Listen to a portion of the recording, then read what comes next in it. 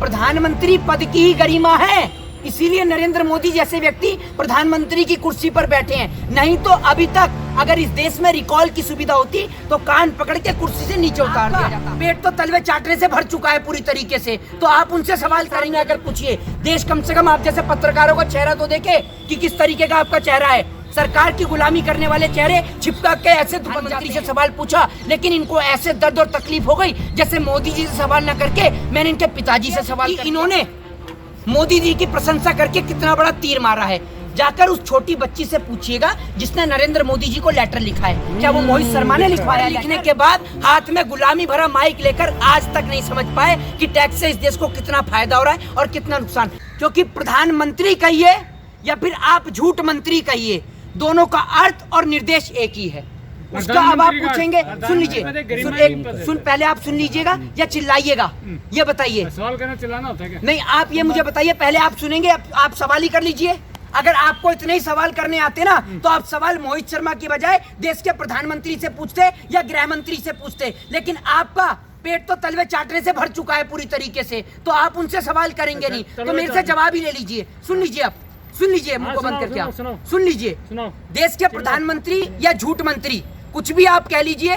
अभी आप ये देखिए, कहने को तो ये कहा जा रहा है आजादी महोत्सव, कहने को ये कहा जा रहा है देश की आजादी का, लोकतंत्र का पर्व, लेकिन आप चले जाएं लाल किले के बाहर तो कंटेनर की इतनी ऊंची दीवार खड़ी कर दी है कि लोग अपने देश के प्रधानमंत्री को रोड पर से भी नहीं देख सकते हैं। इतनी ऊंची दीवार कंटेनर की खड़ी कर दी है। अरे प्रधानमंत्री को अपने देश में किस प्रकार का खतरा, ये बताइए ना आप मुझे। प्रधानमंत्री को अपने ही देश के अंदर किस प्रकार का खतरा? क्या प्रधानमंत्री अपने वादों को पूरा करने में नाकाम रहे हैं या फिर प्रधानमंत्री कभी भी इस देश की जनता के सवालों का जवाब नहीं देना चाहते? मैं प्रधानमंत्री को यहां से खुली चुनौती देता हूं और प्रधानमंत्री को एक खुला ऑफर देता हूं कि प्रधानमंत्री मोदी जी पहले एक बार अपने इस भाषण को सुनिएगा और उसके बाद आप मेरे इन सवालों का जवाब दीजिएगा। आने दो।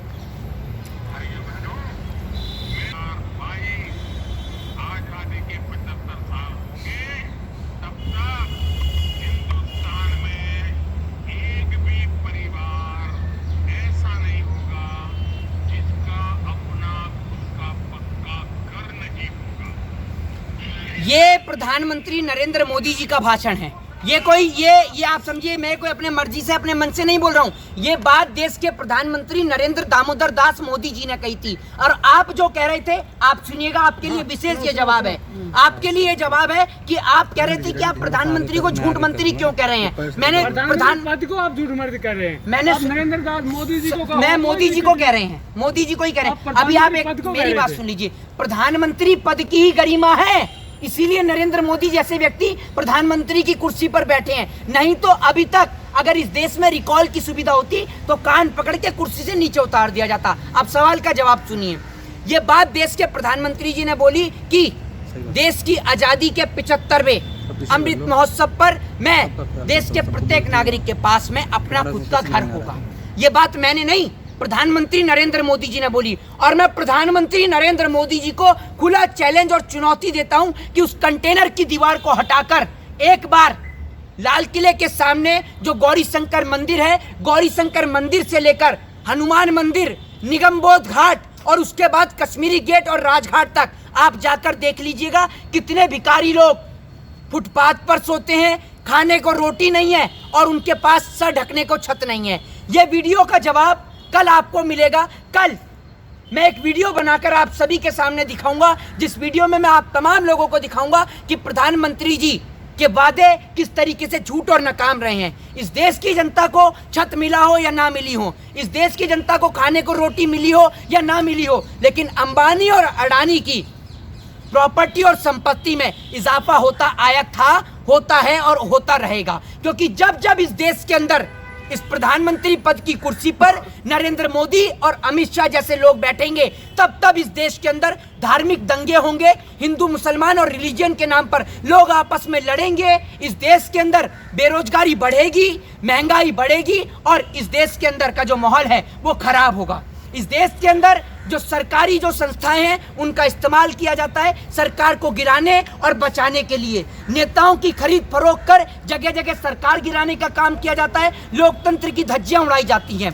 बाबा साहब भीमराव अंबेडकर ने इस देश को एक बेहतर और एक निष्पक्ष संविधान दिया जो देश के तमाम लोगों के लिए बना था। इस संविधान के तहत सभी को समान अधिकार दिए गए, सभी को फंडामेंटल राइट दिए गए, लेकिन नरेंद्र मोदी सरकार ने लोगों से उन फंडामेंटल राइट्स को, डेमोक्रेटिक देश जो इंडिया को कहा जाता था, ये तमाम अधिकार छीनने का काम किया। एक छोटी बच्ची, सुन लीजिए सर, सुन लीजिए, मुझे पता है कि आपके पेट में दर्द होता है मोदी जी के बारे में सुन के, लेकिन आप आज सुनने का कष्ट करिए। मैं अनुरोध करता हूं आपसे, मैं अनुरोध करता हूं। कुछ इस प्रकार के लोग हैं जो सिर्फ मोदी जी के हाईलाइट होने की खबर दिखाते हैं और सवाल पूछने के बाद इनके चेहरे पर इतनी स्माइल होती है कि इन्होंने मोदी जी की प्रशंसा करके कितना बड़ा तीर मारा है।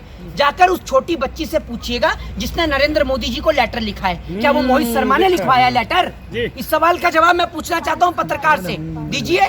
अरे आप मुझे ये बताइए, वो जो 5 साल की जो लड़की है, ठीक है ना, जो 5 साल की 6 साल की जो लड़की है, उसने जो प्रधानमंत्री मोदी जी को जो जीएसटी लगी है पेंसिल के ऊपर, रबड़ के ऊपर, शॉर्पनर के ऊपर, कह दीजिए वो भी मोहित शर्मा ने लिखवाया था लेटर प्रधानमंत्री जी को?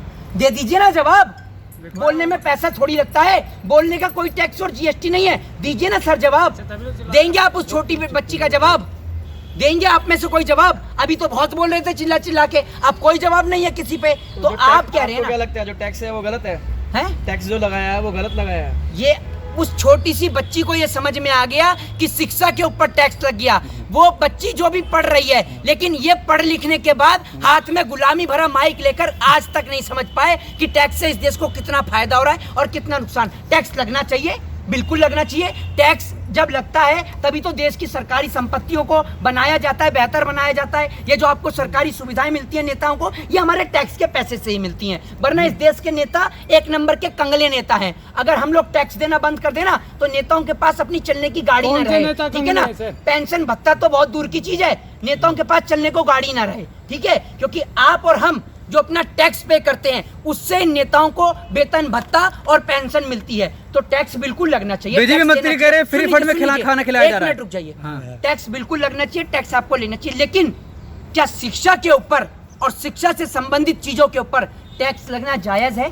क्या इस देश के अंदर रोटी के ऊपर टैक्स लगना जायज है? मैं आपसे एक सवाल पूछता हूं। इस देश के अंदर राइट टू एजुकेशन हर एक व्यक्ति का एक फंडामेंटल राइट है, लेकिन एक वो व्यक्ति जो सुन लीजिए, एक मिनट रुक जाइए, जाकर संविधान को पढ़ के आइए, ठीक है ना। आपको पत्रकारिता के बारे में भी पता नहीं होगा और वहां पर फोन पे बात करने से अच्छा यहाँ सामने आकर पूछिए। देश कम से कम आप जैसे पत्रकारों का चेहरा तो देखे कि किस तरीके का आपका चेहरा है। सरकार की गुलामी करने वाले चेहरे छिपका के ऐसे दुपक जाते हैं, ठीक है ना। तो राइट टू एजुकेशन इस देश के अंदर लोगों का एक फंडामेंटल राइट है।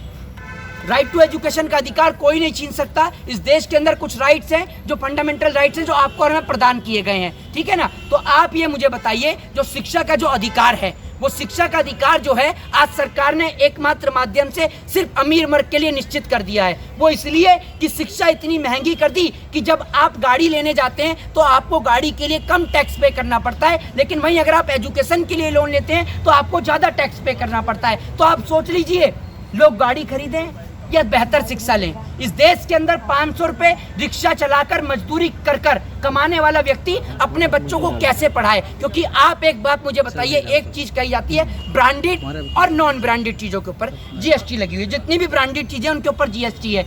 आप मुझे ये बताइए, जो छोटी बच्ची ने प्रधानमंत्री को लेटर लिखा है, आप किसी भी स्टेशनरी शॉप पर चले जाइए और वहां जाकर पूछिए कि क्या आपको नॉन ब्रांडेड शॉर्पनर मिल सकता है आपकी शॉप पर? क्या आपको नॉन ब्रांडेड रजिस्टर मिल सकता है? क्या आपको नॉन ब्रांडेड जो है वो पेंसिल मिल सकती है? इस सवाल का जवाब आप मुझे दीजिएगा और फिर मुझे आप बताइएगा। देश के अंदर नफरत फैलाने से कुछ नहीं होगा, ठीक है ना। मोहित शर्मा फैला रहे देश के वो अभी आपके जितने भी दर्शक हैं, मैं आपसे अनुरोध करता हूं, कृपया कर इन पत्रकार का जवाब अपने कमेंट बॉक्स में दीजिएगा। ये कह रहे हैं मोहित शर्मा नफरत फैला रहे हैं। मैंने कोई हिंदू मुसलमान की बात नहीं करी, मैंने कोई नफरत की बात नहीं करी। मैंने अपने देश के प्रधानमंत्री से सवाल पूछा, लेकिन इनको ऐसे दर्द और तकलीफ हो गई जैसे मोदी जी से सवाल न करके मैंने इनके पिताजी से सवाल कर लिया हो।